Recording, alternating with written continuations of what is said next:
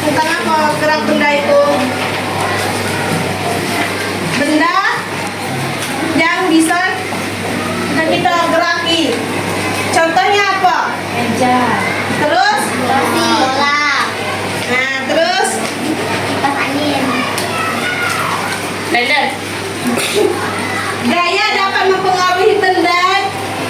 Gaya merupakan tarikan atau dorongan yang dapat mempengaruhi benda baik posisi ataupun bentuk. Dapat disimpulkan menjadi berikut. 1. Gaya dapat mempengaruhi benda, dia menjadi bergerak. 2. Gaya dapat mempengaruhi benda bergerak menjadi diam. Gaya mempengaruhi benda dia menjadi bergerak itu contohnya apa? Misalkan pintu didorong, ditarik. Itu biasanya di mana? Di sekolah, di rumah, di mana saja. Nah, terus kalau gaya mempengaruhi benda bergerak menjadi diam, bus yang awalnya melaju kemudian berhenti saat akan ada penumpang yang naik atau turun. Hal ini karena pengemudi melakukan gaya menginjak rem. Kalau menginjak rem itu benda apa, Pak?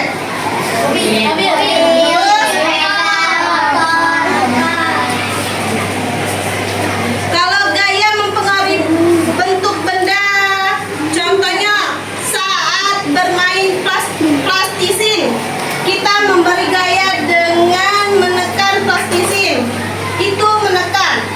Sekarang kita membuka pelajaran bahasa Indonesia. Di halaman 78 kita menjelaskan cerita fiksi. Ada yang tahu cerita fiksi? Apa? Cerita dari imajinasi, cerita karangan. Cerita? Terus? Apa lagi? Nah, kalau protagonis artinya apa? Contohnya? Cerita dongeng apa? Ceritanya?